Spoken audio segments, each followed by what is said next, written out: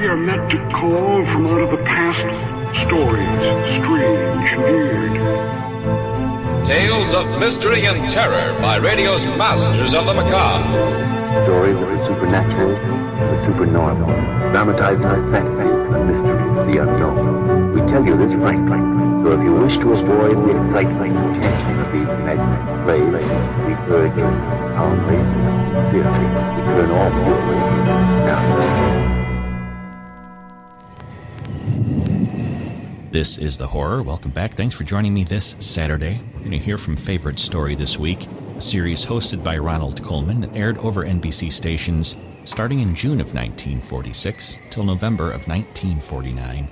Our story this week is from September 17th, 1949. It's their adaptation of Henry James's The Turn of the Screw.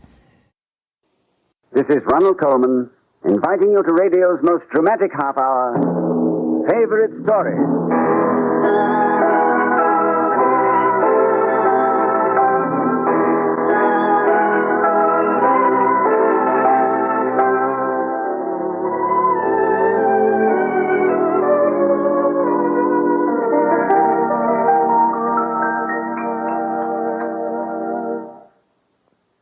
Mr. Edgar Bergen chose the favorite story you're about to hear.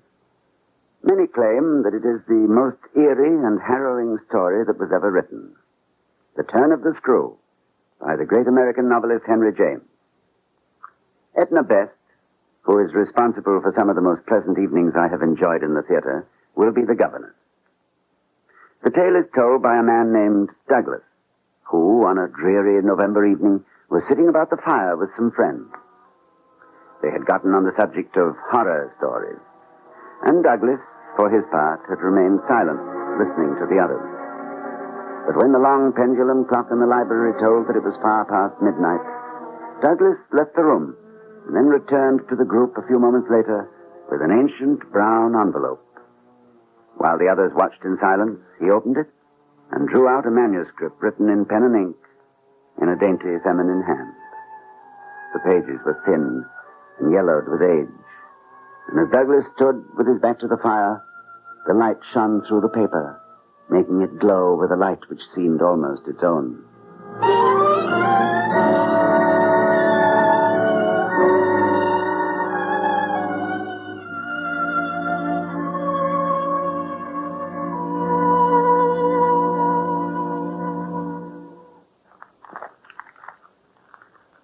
My friends, I have listened to your stories with suitable breathlessness, I think. I especially like that tale of Griffin's about the ghost, or whatever it was, appearing to a small boy. But it's not the only case I know of its charming kind, where a dreaded horror touches a child at a tender age. If the child gives the effect of another turn of the screw, what would you say to two children? Remarkable. I'd say that two children give two turns. And we want to hear about them. Well, my story differs from yours, my friends, in one particular. It is true. It did happen to a very dear friend of mine many long years ago. Well, she's dead now, and in her will she left me this manuscript, which I have never disclosed to anyone until now. Tell me, sir, do you mind reading it to us? No, I think not. If you will listen charitably to this story out of the past, when men lived differently, and perhaps more graciously than they do today. She writes, I remember the beginning of my adventures at Bly with an odd sense of foreboding. I obtained my position as governess by answering an advertisement in a London newspaper. I seemed to meet the qualifications, and so I traveled into the city for an interview with my future employer. He was very gracious and handsome and pleasant to me. But there was one thing about him that seemed very strange. You may not wish to accept employment with me when you know one of my conditions. And what is that, pray? Never, while you are in my employ, never are you to trouble me. Why? Neither appeal, nor complain, nor write to me about anything. Never. Your duties will be light, but you will have complete responsibility. Are there children? 2. I did not know that you were married. I'm not. These are the children of my late brother. I am their guardian. Oh. The boy is away at school. You'll have him only during holidays. Little Flora will require lessons, which, as governess, you will provide. Of course. May I ask, sir, was there a previous governess? There was. May I inquire why she left your service? She died. Oh. Now, will you accept my conditions? I accept. Excellent. You will receive all monies for the household from my solicitor. Tell me, shall I keep a master bedroom always in readiness for you? That will not be necessary. I never visit Bly.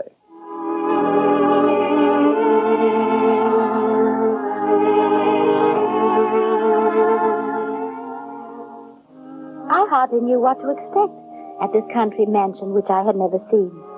I was half tempted to resign my office before I so much as arrived. And I would gladly give what little I own in this world if I had resigned. If I had never seen Bly. But I did go. And I was agreeably surprised. I remember my first glimpse of the house in the warm summer afternoon. The broad, clear lawn, bright flowers, overhead the clustered treetops. To my young eyes, Bly seemed like the castle of some legendary prince. And I thrilled to think that this mansion was to be in my charge, and within these gates, my word would be law. Hello. Hello, miss. We're glad to see you. Oh, good afternoon. I have the pleasure of addressing Mrs. Gross. Oh, of course, you are the housekeeper. Your room is all prepared for you, ma'am. Tea will be ready in an hour. Oh, we are glad to see you. So glad to see you.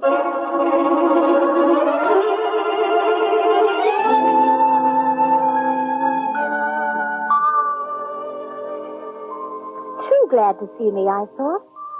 Why did this plump and forthright housekeeper clasp my hand so? Why was she so glad I had come? She seemed frightened somehow, and relieved to have someone to help her bear the burden of her fear, but what could it be that she was afraid of? There was no mark of it in little Flora. I can imagine no child with a more angelic beauty, a more perfect sweetness in her face and manner. She insisted on showing me all about the mansion at Bly, in a sort of personally conducted tour. And this is another bedroom. Oh, it's nice. And this is Uncle's bedroom. Oh, what a lovely room, and what a pity he never comes to see you. He never comes. He doesn't like to visit us. More's the pity. Now tell me, Flora, where do these stairs go? Oh, you don't want to go up there, miss. Why not? Where do they lead? To the tower. Oh, there must be a thrilling view of the countryside from the tower. Must you see it? Yes, I should love to see it.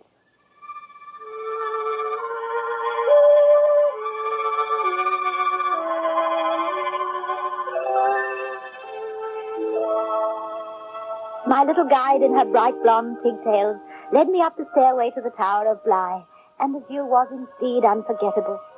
One could look out for miles on all sides, across the green groves of trees, across the great expanses of lawn and garden, almost to the border of the sea itself. The tower was a square platform, notched with battlements like an ancient fortress. And I felt for all the world like Fair Elaine in Malory's tale, waiting for Lancelot to ride up to me on horseback along the drive below. I want to go down now, Missy. But why, Flora? It's so beautiful here. I don't know. I want to go down.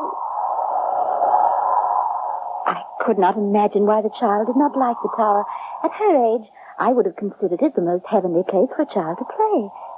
And then a strange thought occurred to me. It was not that little Flora herself did not like the tower, but she did not want me to go there. How are you getting on with the little lady, miss? Oh, she is a dear. She is so quick with her studies, and I think she likes me. I'm sure of that, ma'am. And just wait until little Miles comes home for a holiday from school. He'll win your heart completely. Oh, there's a letter, ma'am, came by the late post. It's from the school that little Miles goes to. It's addressed to the master. Oh, I'd best to open it, Mrs. Groves. He gave me strictest instructions not to bother him with any details. Very well. Why, this is incredible. What, miss? From the authorities at his school. They say that little Miles is being sent home. For a holiday? No, he's being expelled. They don't want him back. They say he's an injury to the others. I don't believe it. Is he bad, Mrs. Groves? No, never. Little Miles never did an injury to anyone in this world. Why, he's a perfect gentleman. What could he have done? Doesn't the letter say, ma'am? Only that his behavior makes it impossible for the school to keep him on. They're sending him home by coach. He'll arrive tomorrow. See him, miss. See him first. Then try to believe it.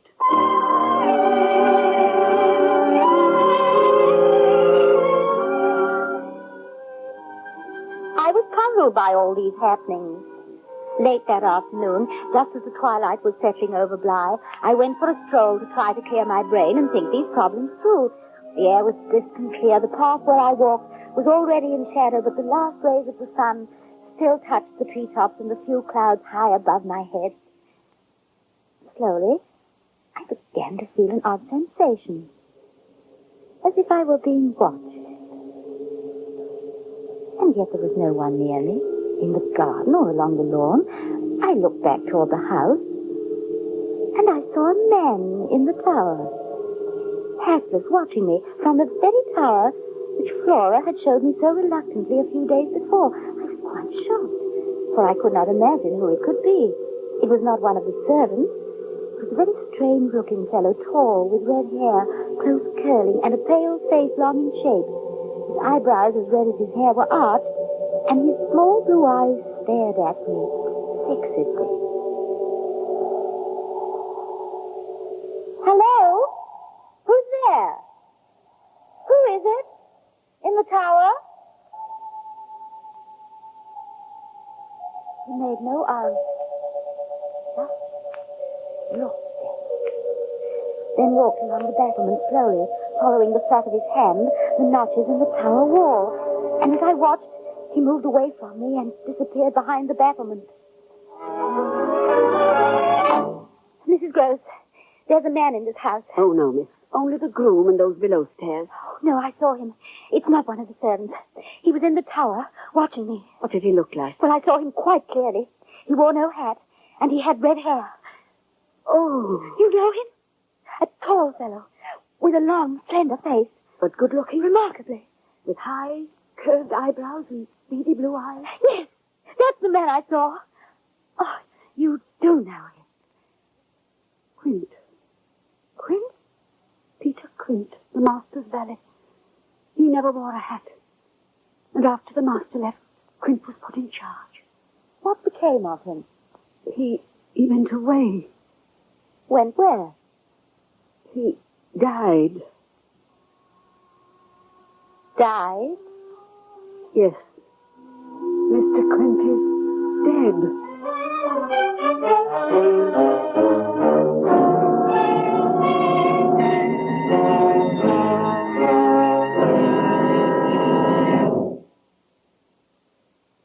This is The Turn of the Screw by Henry James, the favorite story of the famous comedian Mr. Edgar Bergen. The man before the fireplace is reading the words of a dead woman, and his guests, gathered in a circle close about him, listen with rapt attention. It was perhaps a trick of the firelight, or it may have been a tear which fell down the cheek of the storyteller. In any case, he paused in his reading. Shall I go on? By all means, do. You must. We must have the ending. It is rather difficult for me to read this letter, written so many years ago, because I know that the events I'm about to recount for you caused the shortness of her life. And you loved her? Yes, I suppose I did. Oh, well, no matter now. The governess goes on to write, I hasten to assure you that my vision of Peter Quint in the Tower of Bly was not the usual sort of ghost appearance. There was nothing unearthly about him. To my eyes, he was real, a man of seeming flesh and blood seen clearly in the bright sunset. His every feature was impressed on my eye as on a photographic plate, and every feature that I described was confirmed by Mrs. Gross. There was no doubt. The figure I saw in the Tower of Bly was that of a man who had died 6 months before. No one knows what killed him, ma'am. They found him at dawn on a winter morning, stone dead at the edge of the road from the village. There was a terrible gash in his head. He was murdered? No one knows. The coroner decided he must have slipped on the icy slope and fell, and so cut himself that he died. I only know that Peter Quint was an evil man. He did terrible things, ma'am. What kind of thing? Oh, I couldn't put it in words. There are no words for such things. Peter Quint and Miss Jessel. Miss Jessel? She was the governess before you came. A wicked woman. And what became of Miss Jessel? She went away, too. And she died. So they are both dead. The pair that used to have charge of this house. And they had charge of the children, too. Miles and Flora. Why did the master tolerate such servants, Mrs. Gross? He has an easy way with him, ma'am. The master never sees the bad in people. So it seems. Oh, I must be off to the village if I'm to meet the coach with little Miles.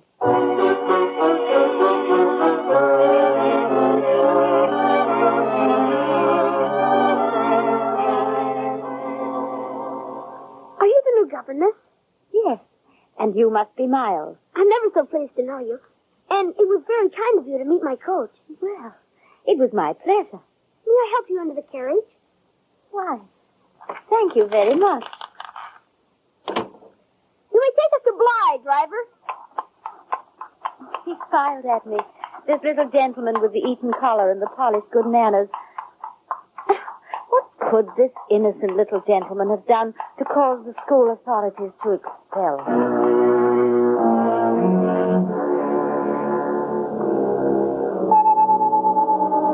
Then, just as little Miles and I came into the downstairs drawing room at Bly, I saw the man again. Peter Quint. In the half-light, outside the window, looking in with his fearful blue-white eyes. Suddenly, like an icy wave, the realization came over me. The dead man, outside the window, was trying to reach the child, to grasp and hold him in his power. For what sinister purpose, I dare not imagine.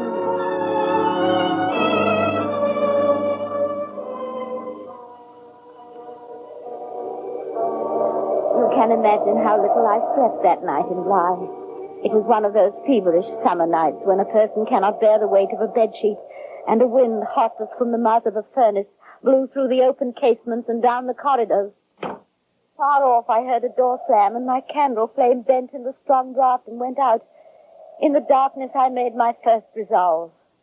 Whatever evil force was at work in Bly, I would protect my little charges from that evil. Noiselessly, I got out of bed, put on my robe and slippers, and climbed the stairs, intending to look in on the children and see that they were sleeping soundly. From the library, I heard the clock chime the hour. Ever so quietly, I turned the knob of Flora's bedroom door. Flora? Flora? The child was gone. Her bed was empty. And in the broad moonlight by the French windows, I saw a strange woman, gaunt, pale-faced, with a black dress like a shroud, hair as dark as a raven, pulled straight back into a tight knot at the back of her head. Her face was like chalk in the moonlight, and she was laughing with thin, contemptuous lips. At the sight of me, she paused, unfolded her arms, and walked past me through the door, so close that I could have touched her, and then vanished down the stairs. Mrs. Gross! Mrs. Gross! Ma'am, now, what's the matter, ma'am? Little Flora has disappeared. What is it now?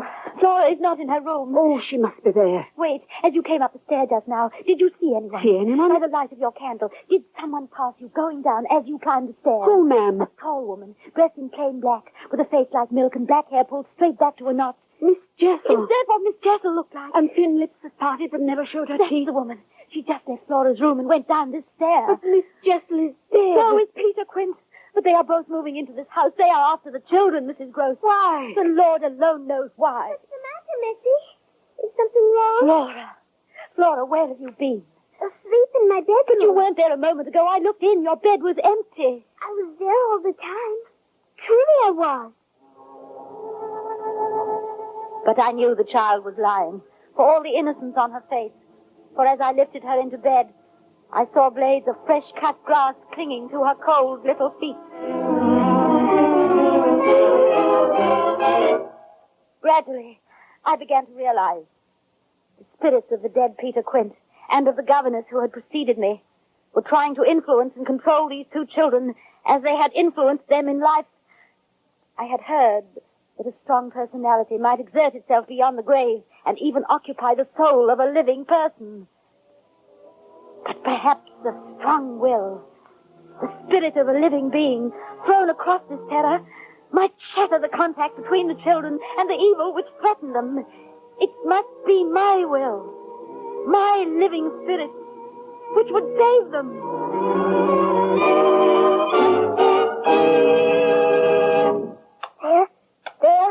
There. Right under the keyhole. Oh, dear me. You win again. Will you play me one more game of checkers? No. Please, just one more game. Miles, why don't you ask Peter Quint to play with you? Or Miss Jessel? They're dead. But they are still about this house. You see them frequently, don't you? I have seen them, too. The boy's face froze in a sort of blank shock. I went to the casement to see if Flora was still packing flowers in the garden where I had left her. She was nowhere to be seen. Flora! Flora! Miles, where has she gone? I don't know. You detained me here, playing checkers to give your sister the chance to get away, didn't you? You planned this so that Flora could get away with her, with Miss Jessel. It's true, isn't it? It's true. Where did they go? You know. Where are they? The lake. The lake! Flora. Flora. Where is Miss Jessel? Jessel? Yes, and Peter Quint. I saw them both here with you. Where are they? I had never seen such an emotion on a child's face. At the mention of the governess's name, little Flora seemed to grow old before my eyes. I clutched her and her dazed little brother, one in each arm, and pressed them close to me. Then on the other side of the lake, where Miles and I had stood but a quarter of an hour before, I saw the spirits again. Peter Quint! Miss Jessel! I can see you. I know you are there, and I know why you are there. But the terror of you cannot touch these children. I will stand forever in your way.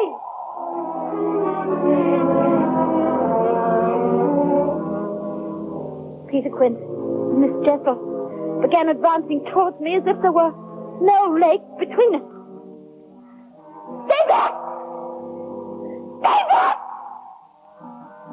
I felt as if a black waterfall were advancing upon me, soon to engulf me in its night.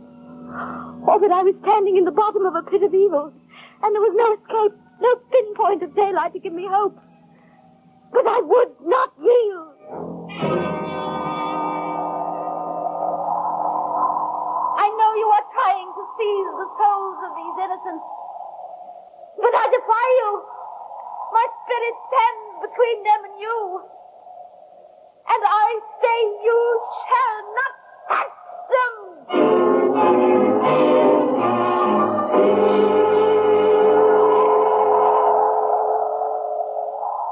I felt a shock. A shiver passed through the bodies of the two infants, who clung to me with their faces buried in the folds of my skirt. It was a shock as if something had been wrenched out of their little bodies, as if an axe blow had fallen, cleaving in twain the good and the bad. Where did they go? They have left you. They are gone, Miles. Gone forever. Arm in arm, the three of us walked back to the mansion house at Bly, through the warmth of the quiet afternoon.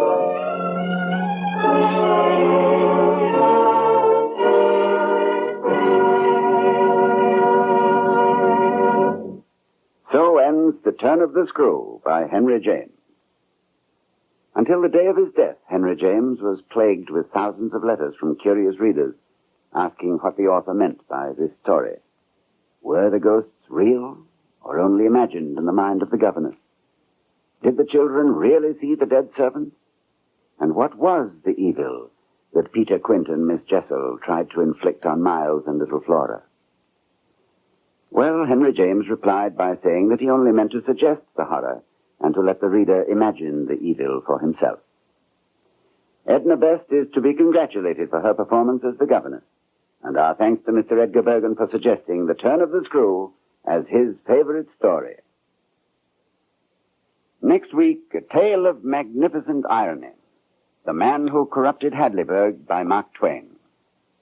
Dennis Day chose this intriguing and delightful story, the story of a town whose foundations were shaken by the vengeance of one man. We hope you'll be listening.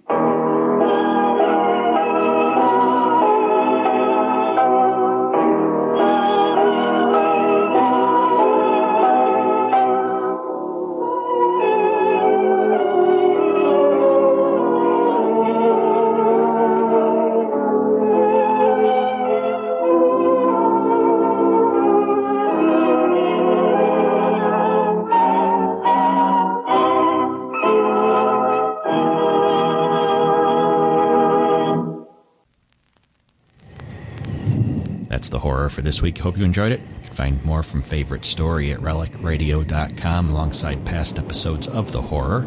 All the other podcasts, our Shoutcast stream, and everything else Relic Radio. If you'd like to help support this and all of the shows, you can do that from the website as well. Click on the donate link or visit donate.relicradio.com. Your support makes all of this happen. Thanks to those who have helped out. Thanks for joining me today. Be back next Saturday with another episode of The Horror.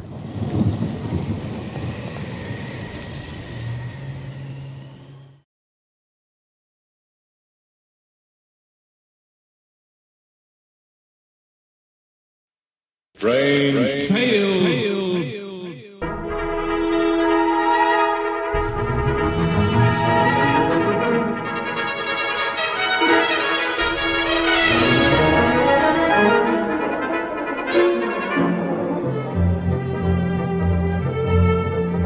RelicRadio.com presents tales of the strange and bizarre, the weird and the wicked. Stories not necessarily of the supernatural, but of the unnatural.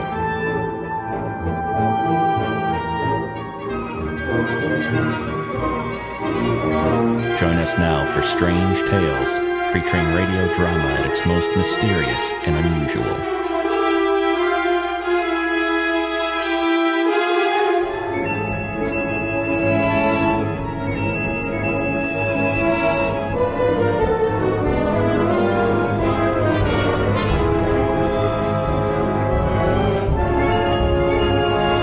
This is Relic Radio's Strange Tales. Thanks for joining me this Sunday. We're going to hear from the CBS Radio Workshop this week, a series of 86 episodes that aired from January 27th, 1956 to September 22nd, 1957. Our story today is from September 15th, 1957. It's titled Time Found Again.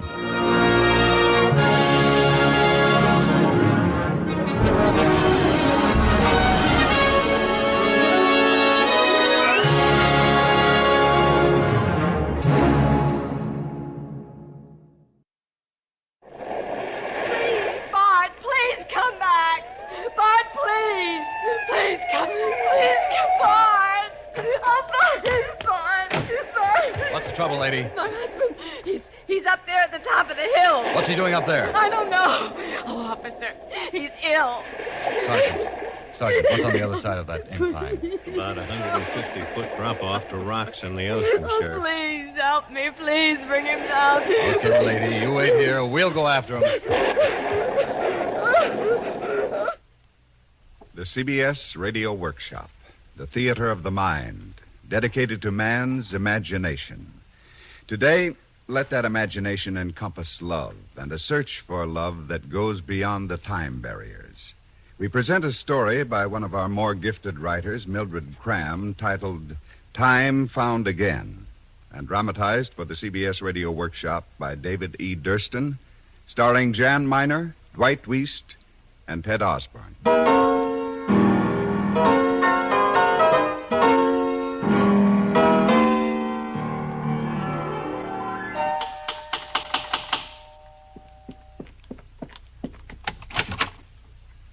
Yes? Are you Mrs. Henderson? Kitty Henderson? Yes, I am. My name is George Southwick. I'm a friend of Bart's. Oh, yes, Mr. Southwick. Won't you come in? Thank you. Is Bart home? Well, he's resting. I called his office, and his secretary told me he was home ill. I hope it isn't serious. We really don't know, Mr. Southwick. Well, I hope you don't mind my barging in. I've just arrived in town, and I haven't seen Bart for such a long time. We served together during the war. Yes, I know. Bart speaks about you often as one of the most brilliant minds in scientific research. Well, Bart's been doing pretty well himself. I suppose this overworking has finally caught up with him. No, he's used to that. It's just the opposite. He's been neglecting the firm, almost as if he didn't care anymore. That's strange. He's been turning more and more of the important law cases over to his partner. Do you suppose I could see Bart? Oh, of course. I know he'd be delighted to see you. He's in his study. It's, through here. You certainly have a beautiful home. Thank you. It means a lot to Bart. Sometimes too much. Well, here we are. Kitty, is that you? No. Nothing quite as lovely as Kitty. George Southwick. What are you doing in town? I'm here for a conference. I had the afternoon free, so I thought I'd drop in on you and meet Kitty and those children I've heard so much about. They aren't children anymore. They're away at school. George, I'm so glad to see you. No, don't get up. I'll sit right here. No, let me just turn on more lights so I can see you better. George, I can't tell you how much I wanted to talk to you. I almost called you last week. Well, here I am. I understand you haven't been well. George, I'm fed up with everything. I haven't slept for days. Oh, come now. Just relax. Please make yourself a drink, George. Thank you. What a magnificent place you have here, Bart. This study is my favorite room. You've done very well for yourself. That's debatable. What are you talking about?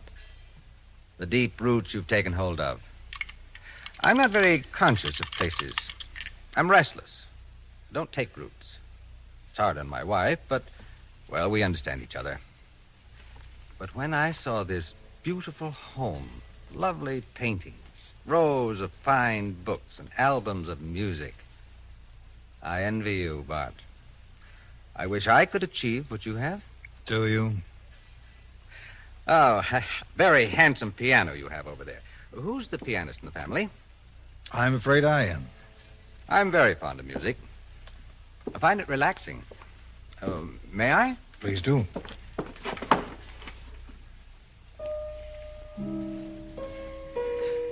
My daughter's a fine pianist. I'm sending her to Germany next year to study. That's wonderful, George. I wish I could say the same. My children have no appreciation for good music. And that's strange with their heritage. My great-grandfather, you know, was the composer, Leopold Barth. I didn't realize that.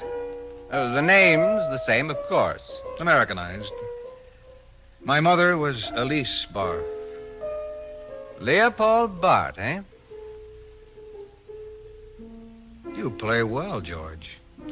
For a scientist. When I hear music like that, I wish I'd lived 100 years ago. I hate the way things are today. I resent all the complications, the pace, the sort of pleasure you tune in on, a cover charge on happiness.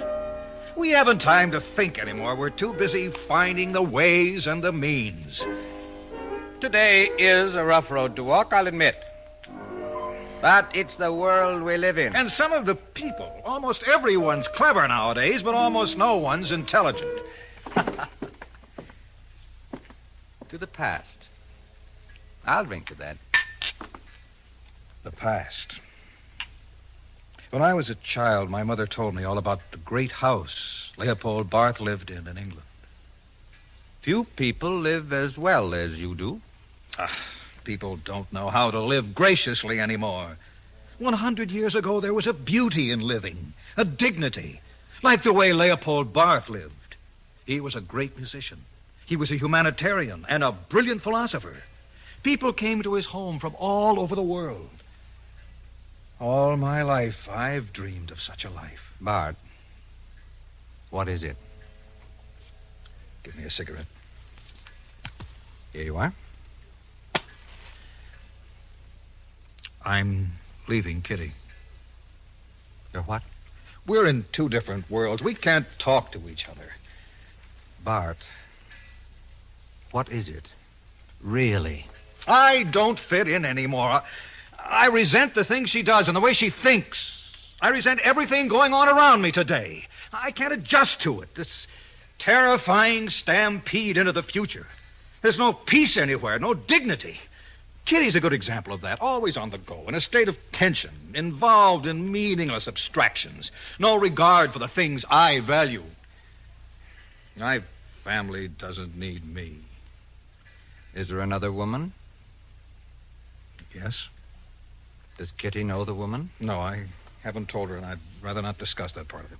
Oh, I'm sorry, Bart. I didn't mean to pry. I just wanted to help. George, you can help me. How? By giving me your opinion. Do you think it's possible for a person to go back in time? Well, you know there is a theory that nothing is lost, nothing is destroyed. Then you do believe it's possible?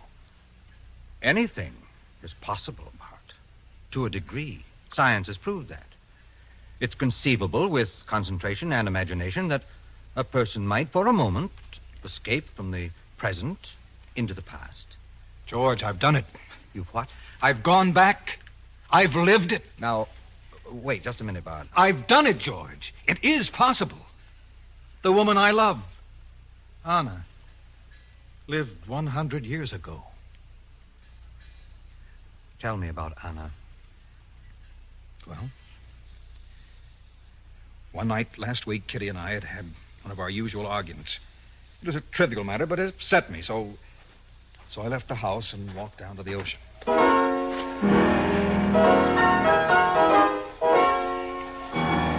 I don't know how long I stood there. Then a strange thing happened. I found a road that ran along the edge of the cliff. A road I'd never seen before. I couldn't resist the impulse to find out where that road would lead me. I walked almost a mile, maybe less. And then, the unmistakable thud of horses' hoofs and the turning of wheels over the gravel road.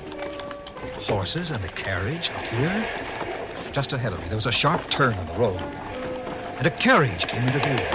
A carriage driven by a coachman in livery and drawn by two magnificent black horses. Young man. Are you speaking to me? Yes. Could you tell me where Leopold Barth lives? Do you hear me, young man? I did. But I'm sorry, I don't know where Mr. Leopold Barth lives. I'd like to know myself because he's my great-grandfather. Oh, you must be mistaken. Someday he will be someone's great-grandfather. Have you lost your way? It appears I have. You should not be on this road alone. Come with me, and together we might find a house. My name is Anna. How do you do? My name is Bart. Bart Henderson. Bart? Then you really are related to Leopold. Well, I'm not sure. I'm an American. But I'd like to meet Mr. Barth and find out. He will be delighted to see you. He has the greatest admiration for the American people. Now, we must keep a sharp lookout for Leopold's house. There are 2 stone owls on either side of the main gate.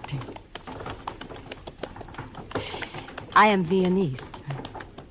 But my aunt, who lives in Folkestone, is English. I am staying with her while I'm studying music with Leopold. And you? So I will know when I introduce you to Leopold. I'm walking through the country. Ah, an artist, perhaps. No, I'm a lawyer. A lawyer, and so young. I should have thought you a poet, or a singer at least. Ah, look, just ahead, the stone owls. We are here. If you'll ask your driver to pull up, I'll get out here. But I thought you wanted to Oh, I'm meet. a stranger. I might not be welcome. But everybody is welcome at Leopold's house. Artists from all over the world come to visit him. Franz Liszt is here now. Franz Liszt. He may play for us. You wouldn't want to miss that. No, I wouldn't. Then please come with me. Leopold would never forgive me if I did not bring you in. An American traveler. You see? The door is always open. Everybody is welcome. There seems to be a great many people here. The house is always filled with music lovers. And who's that playing over there near the window? That is Franz Liszt. Come. I will introduce you. No, please. Anna, my loveliest pupil. You are here at last. Leopold, I brought a friend, an American. American? His name is Bart Henderson. Bart, eh? A good, substantial name. You are most welcome here, my friend. Thank you, sir. I believe I'm a descendant of yours, Mr. Barth. And so young. Anna, I see your friend Mr. Henderson has a sense of humor. Please, Anna, will you introduce Mr. Henderson to the other guests? Oh, please don't let us interrupt, sir. I can meet the others later. We can sit over here, Mr. Henderson, in this window seat, and listen.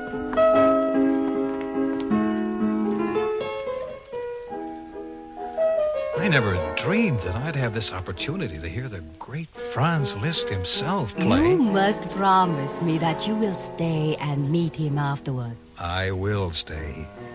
Leopold is composing a suite for the violin and piano. Yes, I know, the Asgard suite. Uh-huh. How did you know? He hasn't given it a name. But I have heard Leopold speak of Odin and the gods who dwell in Asgard. How did you know he was thinking of naming it that? Well, I don't know, really. I've always loved music. I guess I have a sixth sense about it. Now, let us eat and drink. Come, children, let us go out onto the terrace. What a happy, peaceful man he is. Mm. Tell me, which one is Leopold's son? The dark-haired one in the blue frock coat. Oh. There, standing by the fireplace. And does he have a little girl named Elise Barth? Oh, no. He isn't even married. He is at Oxford University. Incredible. Are you all right? You look pale. No, I'm fine. Just a little overcome by it all. Oh, you probably have not eaten. Shall I get you something?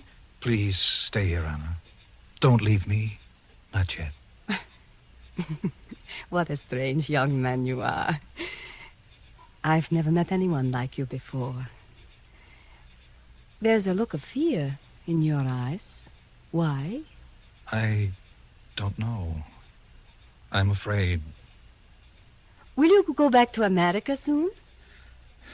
No, not now. Not yet. Anna, tell me about yourself. Everything.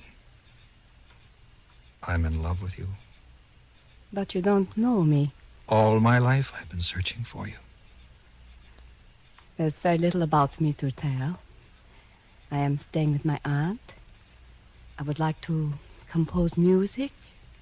For that reason, I study with Leopold. You're beautiful, Anna. Thank you. May I kiss you? I would like very much for you to kiss me. Oh, Bart. Is it possible that something wonderful is happening to us? Only this evening we met. Only this evening. A moment ago. Or 1,000 years from now. I knew you the moment I saw you. When I saw you alone on the road this evening, even before we spoke, I think I knew too. Don't you see? That's all we need to know. We are. Perhaps in dreams, in time or space, we've always loved like this. I love you, Anna. We must go back to the house. Leopold will wonder what has happened to us. It's a beautiful house. Something I've always wanted. A home held together by love, respect, and dignity. Bob, stay here with me. Don't leave me. This may never happen again. Anna, now listen to me carefully. I've got to leave you. No. I've got to go back and put things in order. But only for a little while, my dearest. And then I'll come back. Wait for me, Anna. Wait for me, stay Anna. with me. I love you. I need you desperately. Give us a little more time.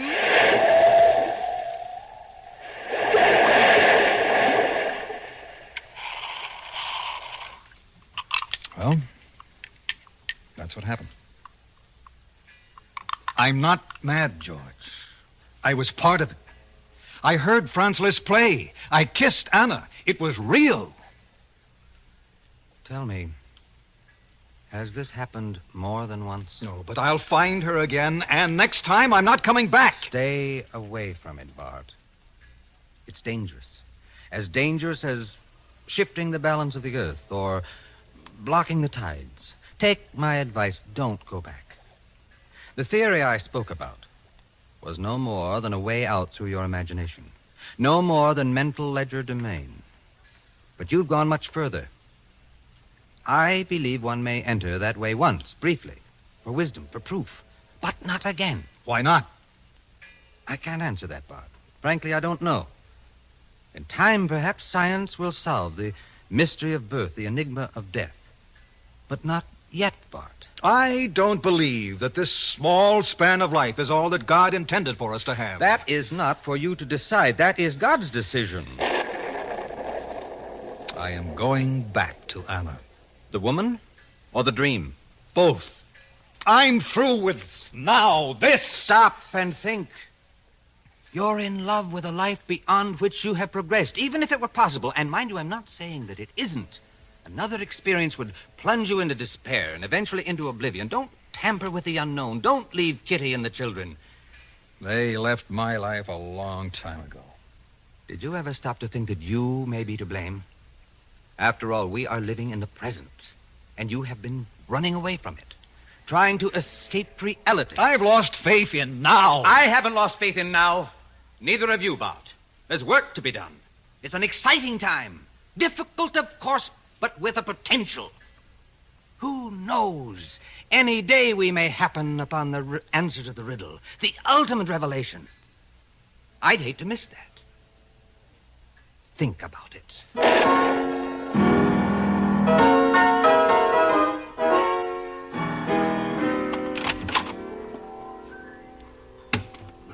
How is he? Kitty, Bart is a very disturbed person. And I'm to blame. It's my fault, I know it is. Now, why do you say that? Well, I've taken no interest in the things that really matter to Bart. Whenever he reprimanded the children, I took their side, and that turned them away from him. Well, it seemed to me that the way he was behaving just terribly unreasonably. How was he behaving? Well, he never wanted to go out. And he never wanted me or the children to go out. He always wanted us right here. Have you been going out a lot? Yes, I have. Well, I've had to make a life for myself. I can't just stay shut up here in the house and wait for Bart to decide if he has time for me. He used to come home from the office and we'd have dinner. Sometimes in utter silence. And afterwards he'd lock himself up in his study for the better part of the evening, and I never seemed to get through to him. So I went out. Yes, I went out. I know now that it didn't help matters. I've lost him, and that's the unbearable part. Oh, Bart. Kitty, do you know where he's gone? He's gone, yes. Then you've got to go after him, Kitty. It'll take an awful lot of love and understanding to bring him back. But this you must do. You're the only one who can really help Bart. I'm nothing without him. I know that, and I love him, and I want him back. Then you'd better hurry.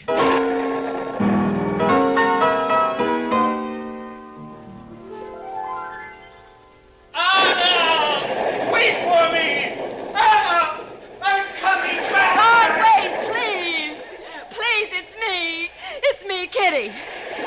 But I know I've made you unhappy, but you shut me out. And little by little I realized that you didn't love me, and I reached out and I grabbed for something else. Anything that would just fill up the vacancy I felt in my heart. But it was no good. Everything I did was empty and vain without you. It just meant nothing. It's too late, Kitty. Oh, darling, don't do this. You can't. Now, you're not a coward. You can't leave us. You belong here with me and the children. Darling, don't you see that we're your life? If you love someone else, we'll make you forget. Now, we'll make you happy. Let me go, Kitty! No! Young man, could you tell me where Leopold Bart lives? Bart, please, listen to me. Stay with me. Now, I love you, Bart. I need you desperately. Now, just give us a little more time. Just a little more time. You hear me, darling? You'll never forget us. Wherever you go, you'll be wanting us. Now, we need you so. Bart. I'm sorry.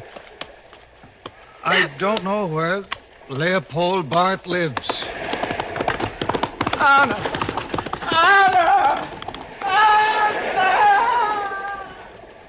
Yes, dear. I'm here. And I love you desperately. Just give us a little more time. What? Kitty. Yes, darling.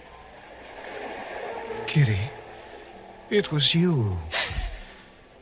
You are Anna. I'm whatever you want me to be, Bart. I love you and I need you. And we're a family. And we'll work these things out together. And then, darling, we'll find our love and happiness again. My darling. My darling. I'm so glad I found you again.